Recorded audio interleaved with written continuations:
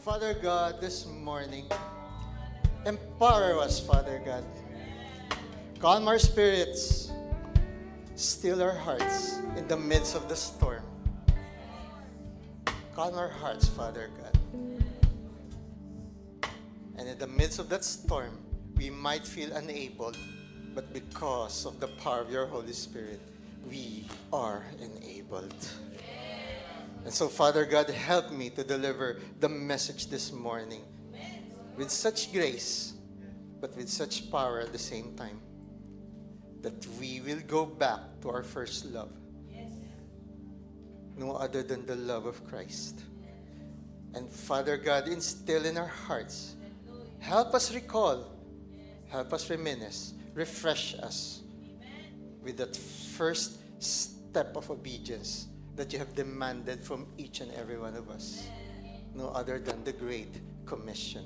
In Jesus' mighty name, amen and amen.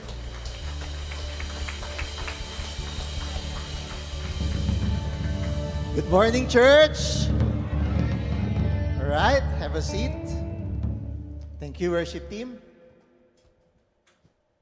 So before I start this morning's delivery of the word, while I was sitting there behind Pastor Dong, I was going over social media because I was able to converse with my father early this morning, and he's a bit quite worried because the storm, which is far stronger than the storm that hit Cebu last week, is hitting directly his hometown. So please have a prayer, especially for our extended relatives and my own extended families in the Bicol region, because right now they're experiencing signal number 5, which is equivalent to a category 5 in the United States. So the surge is really that strong as I was looking at the video. So my prayers as well, especially to the old folks in Albay, Camarines Sur, and Catanduanes. In Jesus' name. Amen. Okay, but as the Lord said, let the storm have its way, but the Lord will calm the storm in our hearts. Amen? So, from unable to enabled. I was inspired by this message, the same title that we had in Iligan last week, when I was asked by Pastor Dong and Pastor May to do a bit of a message that Pastor Dong might be able to use as a reference as well. And this is the theme that the Holy Spirit inspired me. Because all of us, we may not be disabled just like Pastor Dom, but each one of us, before we met the Lord, we have an inability. Correct? So, lahat tayo, we were unable. We were unable to have hope. We might have an inability to have that extended and understanding love, especially for those that we hate. Correct? We might have that inability to have that confidence, after a very challenging situation in life, a very challenging event in our life. One way or the other, each one of us, we felt unable. Correct? That's why right now, it's really refreshing and very aligned to the theme that we had yesterday of a mission for revival. Because we need to go back to that first commandment that Jesus gave us before He ascended to His throne. And what is that? Matthew 28:19-20. The Great Commission. Amen? Okay. So, let's start this off with, let's read Matthew 28:19. Okay? Can you read? Okay, let's start. 1, 2, 3. Go for and make.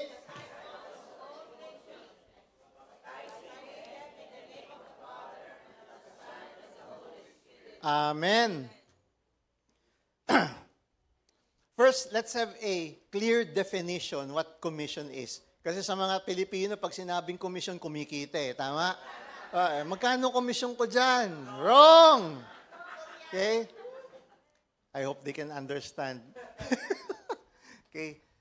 But when you say commission, okay, commission means,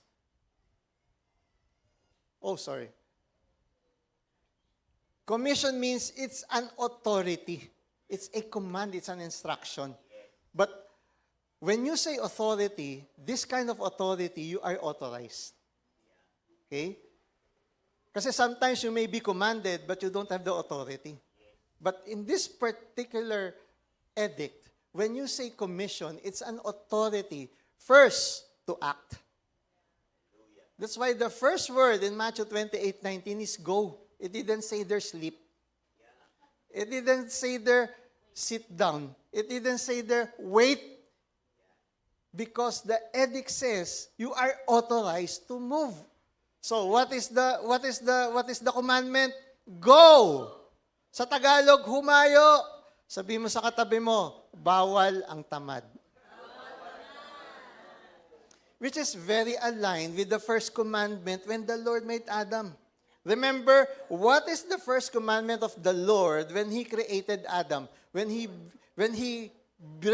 shared with Adam the breath of life, when He formed Adam from the mud. What's the first commandment? Work the garden. He didn't say there worship. The Lord demanded you must work.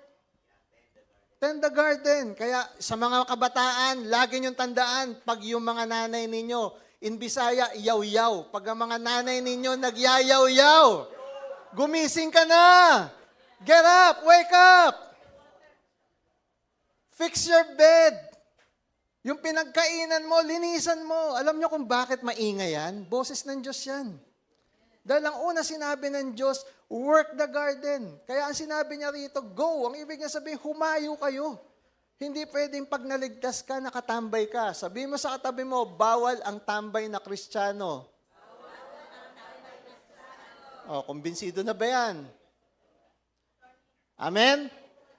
Pangalawa, katulad ng sinabi ni Pastor May kanina, okay?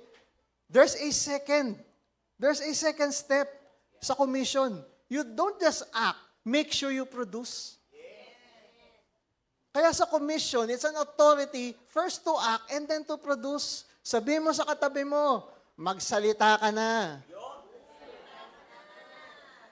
Hindi pwedeng yung magandang balita na nasagap mo. Yung salita ng Panginoon na nasa sayo, tatambay lang sayo. Amen? Hindi pwede nakatenga. Ang hirap po, ang bigat ng katawan ko eh. Siguro i-donate na lang natin yung saklay ni Pastor Dong sa'yo, baka kumilos ka pa. Amen? Hindi pwedeng tumambay ka lang. Pangalawa, hindi pwedeng mapanis ang laway mo. Sabihin mo sa katabi mo, bawal ang panis ang laway.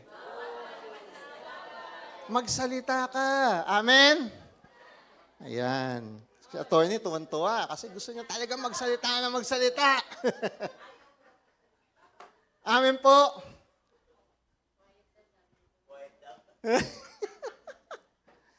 So, sa Great Commission, always remember, a commission is not a suggestion. It's a commandment. Okay? The Lord is not recommending. The Lord is not suggesting that you can say, noted Lord, the Lord is commanding you. Go. Amen? Okay, so sabihin mo sa katabi mo, tumayo ka na. Amen? Second, it's not an option. Do you know why? Because the Great Commission is the heartbeat of heaven. We are all taught in this church, di ba? Lagi sinasabi ni Pastor doon sa atin, ang tibok ng puso ng Panginoon, the heartbeat of God is a lost soul. So where does God live? He lives in the heaven. So the kind of environment that He lives in, the kind of workspace where He is, the heartbeat of heaven is the Great Commission. Amen? So it's not an option. Second, always remember, it's a mission. And the mission is very wide. It's not just local. It's not just your seat. It's not just your church, because your church is just a training ground. It's not just even your family. Okay? The scope is so wide that God and Christ Himself said, disciple all the nations. He didn't say, disciple some nation. He said, all the nations. Sabihin mo sa katabi mo, mag-passport ka na.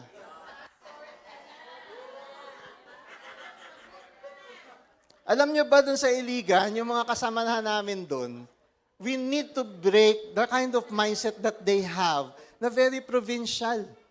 You know why? They always think na, ay, pag nakapunta ako Manila, happy na ako. Wrong. Ang sabi ko sa kanila, kahit wala ka pang pupuntahan na bansa, i-claim mo na yan. Kaya lahat sila, talagang kinukuyog ko ngayon. By January, magkaroon kayo ng passport. Magkaroon kayo ng passport. Kasi, baka naman po mahal magpunta sa ibang bansa. Hindi ganyang kaliit ang Diyos mo. Amen? Sus, kung sasabihin mo at i-claim mo, hanggang Maynila ka lang dong. Tama, Pastor? Kaya sinasabi ko sa kanila, hindi hadlang na Tagalanaw kayo, hanggang dyan lang kayo sa Mindanao. I-claim mo yan. Kaya dali-dali, nagpuntahan silang Cagayan de Oro at Clarin. Kaya lang napansin nila, magastos po pala. Siyempre. Anong ka gusto mo, libre? Libre na nga yung nagpapako sa krus eh. Di ikaw ang pinako, gusto mo, libre din. Amen? There's a price to pay. Tama?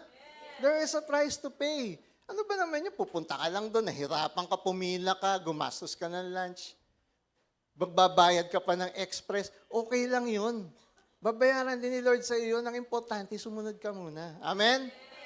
Next, the Holy Spirit empowers ordinary people to carry the extraordinary message. The message of the gospel is so priceless that you cannot put a price tag on it. Amen? Kaya, what you need is a kind of empowerment na hindi mo makukuha dahil sa matalino ka, dahil sa magaling ka. You need the empowerment of the Holy Spirit. That's why, ang challenge ko nga, kahit na sinabi mo, nagpabaptize na po ako bakit parang lalamyo-lamyo ka? Ibig sabihin, nabaptize ka lang sa tubig, kulang pa ang Spirit. Amen? You must be baptized by the Holy Spirit. The Holy Spirit empowers, remember, even ordinary people to do extraordinary message. You know, when I became a Christian a few years back, the first book that I read is by Gustavo Hernandez. It's a very good Christian historian. And they found out that the first 100 years of Christianity spread not because there are very good preachers and evangelists. You know why the first churches spread wide in the Roman Empire? It's because of the Marites. Yes. You know what Marites is? The attorney will explain to you. Instead na minamarites nila, yung kapitbahay, ang minarites, nung karamihan ng mga nanay at nung mga lola at nung mga tita, si Kristo. Sige. Share the gospel. So, instead of talking about other people's lives, they talk about the life of Christ. And that is the trigger point why suddenly in the whole Roman Empire, Christianity became prevalent. Amen? Yes, nakakatulong na may nagpipreach, may nag-evangelize, may magagaling na teacher. But yung daily lives ng tao, yun ang importante. And you know why? They became extraordinary because of the drive of the Holy Spirit. Amen? So, and this is my challenge to you. Yesterday, remember, Pastor May asked us to refocus on the cross, right? To refresh our love for Christ. No issue there. But in most cases, many Christians simply focus on the cross their whole lives. We cannot focus on the cross. We need to also focus on the empty grave. You know why? If you keep on focusing on the cross, what you're doing is you're reminiscing the death. What we should be reminiscing most is the resurrected life. No problem with focusing on the empty cross because we need to be inspired by what Christ did. Pero hindi naman pwedeng hanggang inspire na lang. Alam mo ibig sabihin nun, crush ka lang. So hanggang crush lang ba tayo? Hindi pwedeng maging believe lang tayo, B-I-L-I-B kay God. We need to become true believers by focusing Focusing on what? Refocus also on the empty grave. Alam mo kung bakit? Para sabihin mo sa buhay mo, "Uy, kasi natatakot ako." Bakit natatakot ka mag-commit kay Lord? Kasi nabigo na ako dati. Huy, ilibing mo na yung kabiguan. The grave is empty. Ayoko na kasi nabigo na rin ako sa pag-ibig. Kayo pa rin ba? Hindi na. O, hindi na pala kayo eh. Ilibing mo na yan sa nakaraan, tapos na yan. Hindi ako makapag-focus sa ministry ko. Bakit? Yung asawa kasi binabantayan ko. Ha? Huwag mo nang bantayan yan. Bayaan mo na kay Lord yan. Si Lord nang bahala dyan. Amen? Do not focus on the empty grave. Nabuhay naman siyang muli. Focus on the reigning and living Christ. Amen? Palakpakan natin ang Panginoon. Kasi hindi ka makakahayo. You won't be able to join the Great Commission if you keep on focusing on the dead Christ on the cross, or the Christ who is about to be resurrected. He has already resurrected. Amen? Amen? So, focus on the cross to be inspired, but also focus on the empty grave to be empowered. Now, nasa 2025 na tayo. I want you to open your minds as well. The Great Commission, hindi ibig sabihin yan, para tayo si Pablo, lalangoy na lang tayo ng lalangoy sa ilog. Lalangoy at tatawid na lang tayo sa dagat. Because technology is already here. And I want to challenge everyone, especially our generation. You know, the best way to reach the next generation, you need to upskill yourselves in technology. Tahimik bigla lahat. Natatakot kayo. Everyone is already using this.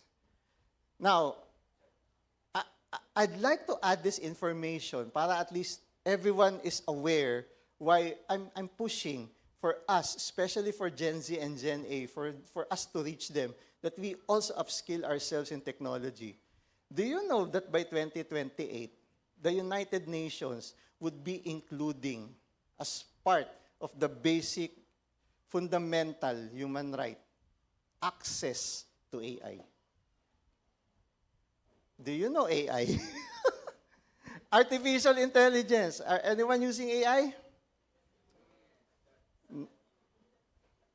Alam niyo po ba yung magiging ibig sabihin nun? Once in 2028, this is included as a basic human right, all government will be compelled to add into their budget that each citizen will have an access to a smartphone with AI. It's coming. Amen? Di kami nagpasimula nun. Pero kasama yun sa bipondohan. Anyway. And I'm sharing this with you because we just had an executive briefing early October.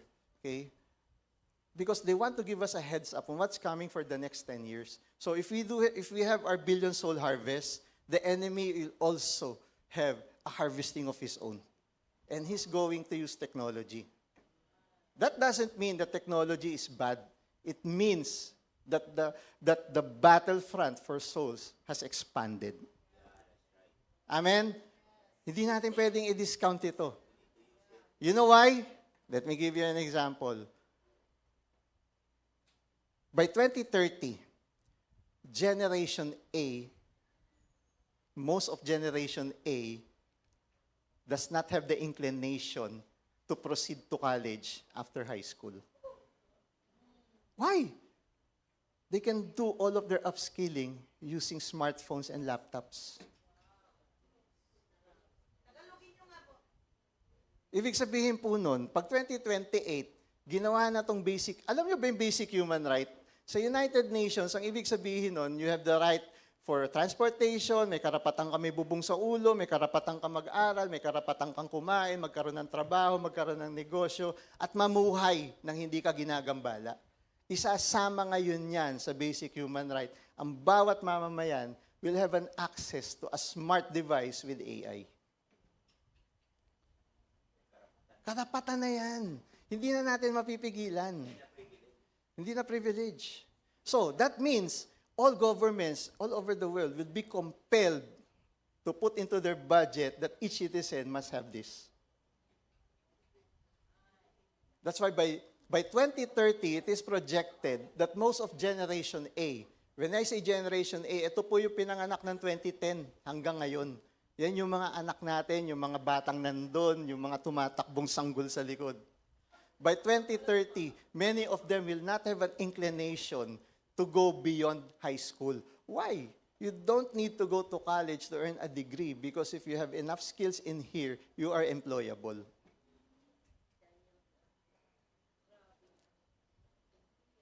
Second trend, by 2033, sinabay talaga doon sa Billion Soul Harvest it is projected that the fastest growing religion is the worship of AI.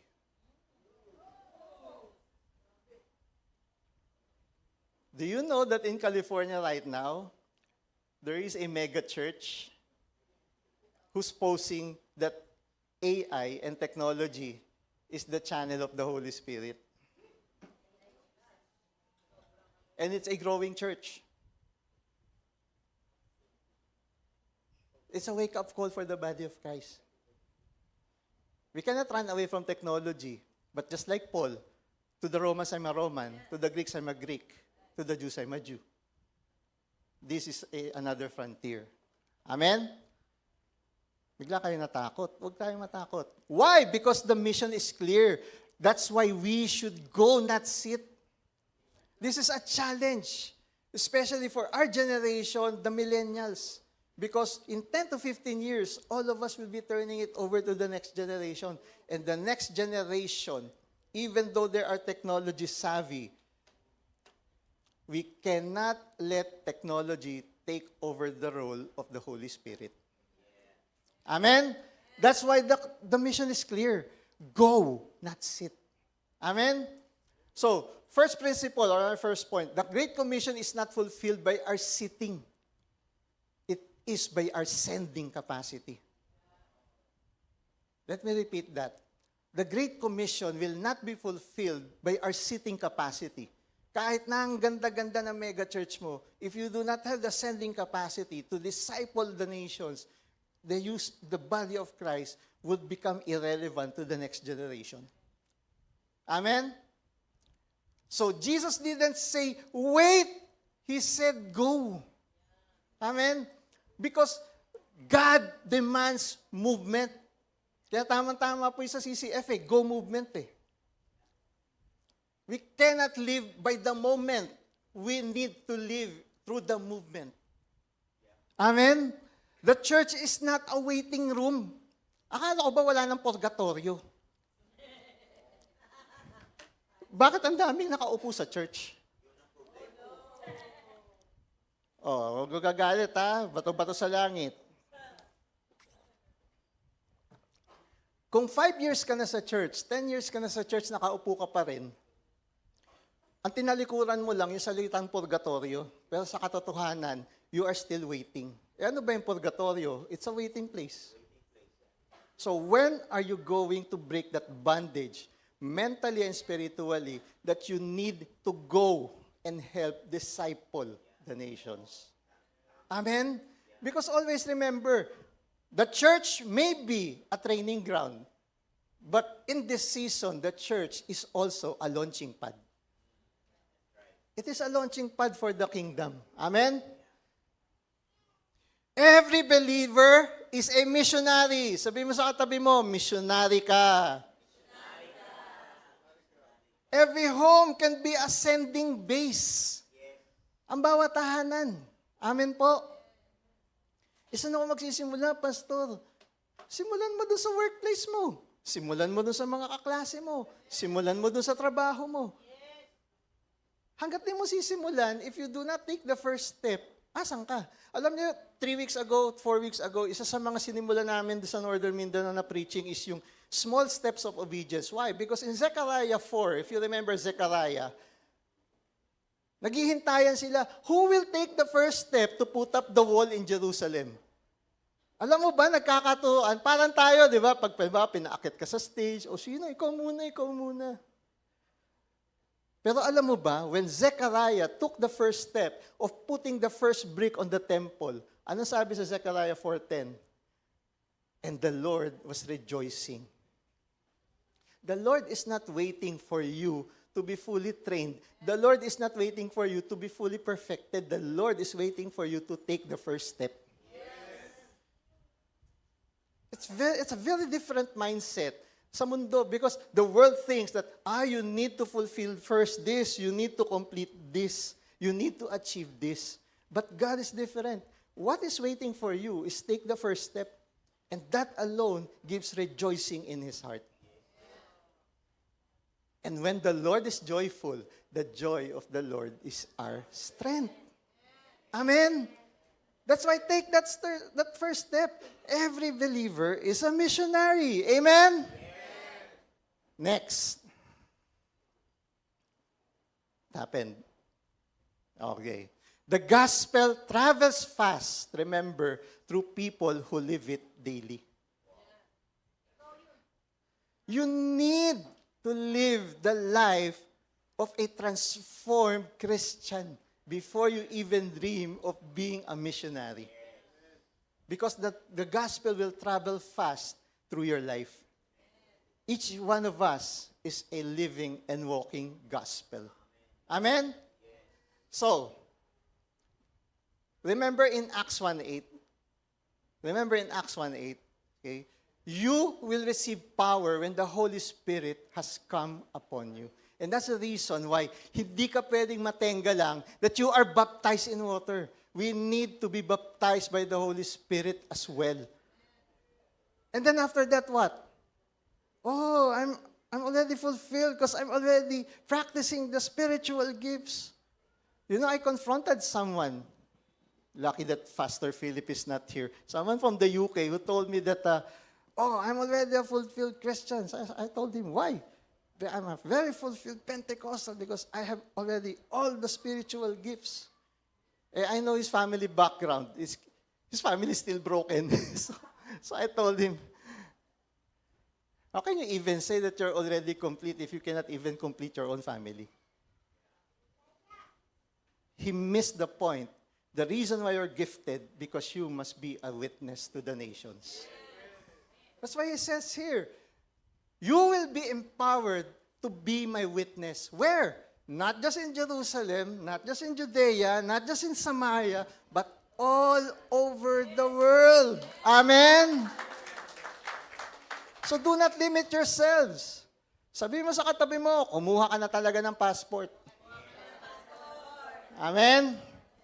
Yung iba, hindi pa kumbinsido. Mahirap, mahal po yan eh. Second, promise. You shall receive power. That was the promise in Acts 1:8. Because remember, the Holy Spirit is not given for your personal comfort. The Holy Spirit is given to you to witness in missions. Amen? Hindi pwedeng mapanis yung witnessing mo dahil ang wini-witness mo is the same people. You need to become a witness to a wider audience. Amen po? Kaya, no mission succeeds without the power from the Holy Spirit. Amen po? Because the disciples were transformed from very fearful followers into purposeful witnesses when they received the Spirit. Hindi mo mapufulfill yung purpose mo unless you have the Holy Spirit in you. And remember, it's the same Spirit that resurrected Christ. It is still active today. Okay? It keeps on igniting youth movements, marketplace revival, missions to reach tribes. And I dare say, because I'm in IT, new digital frontiers. Amen? But, you should always go back to the very foundational teaching, especially here in our church. Humility and obedience is the hinge between the impossible and the demonstrated possible. Because without such humility, without such obedience, your mission will go to nothing. Okay? It's a hinge. You want to make your mission a possibility for the lives of others. It is not impossible, brothers and sisters. But it all starts with humility and obedience. And lastly, always remember, there is a mission, but the vision is wider. And the vision is from Judea, Samaria, and the ends of the earth. When the church stops at Jerusalem, the world remains unreached. That's why we need to go out. Okay? When you say Jerusalem, Jerusalem represents your family, your workplace, and your city. But we need to cast a wider net. Okay? Ano sabi sa atin? Go to Judea. That means the whole nation. But not just Judea. You are tasked to go to Samaria. What is Samaria? Other nations. And then what? The ends of the earth. Those that have not yet even heard the name Jesus Christ. Amen? That's why the harvest is global. And going back to Gen Z and Gen A, let's have a special attention to these next two generations. Why? If we're targeting 2033 for the global billion soul harvest, 52% of that billion souls are the small kids in the kids ministry and the primary school children of today. If you want to reach them, this is the digital frontier. You know why? Remember the 7 mountain mandates? Okay, faith, government, business, education, media. Always remember, 2 will be fought in digital frontiers for the next 8 years. Education and media.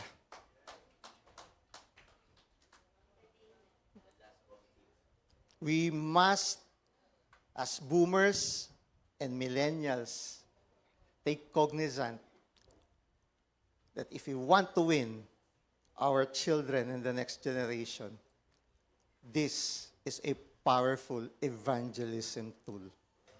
Amen? Worship team, and as we conclude, the Great Commission is not just a command. Always remember, it's a prophetic mandate. It is divinely assigned to us by the Holy Spirit to what? To declare, to demonstrate, and to activate. Not our own will, but the will of God with specific time, a specific place, a specific situation. And just like what Brother Chandra mentioned earlier, as a body of Christ, each one of us has been gifted uniquely with strengths. And it's time for the body of Christ to wake up. That each one of us have a unique strength that we can contribute in order for us to act as a body and not as a part of the body. Because of the worsening social and economic situation, okay? Do you know the reason why there is a call for a billion soul harvest? Because for the next 8 years, it is projected we might hit probably the most historic recession in the world. And if that recession hits us, that is what written in Joel 2:31, the great and terrible day of the Lord. It's not just the end times, but the great and terrible day of the Lord. It's terrible for those who doesn't believe, but it would be great for the body of Christ. We should be ready, because once this global recession hits us, a lot of crying souls will be looking for Christ. Amen? That's why let's already cross that boundary. Enough of the debates on, is it post-millennial, is it pre-millennial? No, the Lord is asking us, okay, my heartbeat are lost souls. Amen? So, as a body of Christ, we cannot afford to act as if we are the only ones who have been granted such an anointing. Amen? Because every believer, every pastor, every nation must be filled with the Spirit. The Spirit is not just contained in just one gifted church. The Spirit is prevalent. It is pervasive. What we need, aside from the Spirit, is we need to be armed, strengthened with His Word, and driven by His unconditional love. And this is my call to each and every one of you before we end this message. Just like Isaiah, let us all rise up with one cry. Here I am, Lord. Send me to the missions. And with that, thank you very much for hearing the message of today.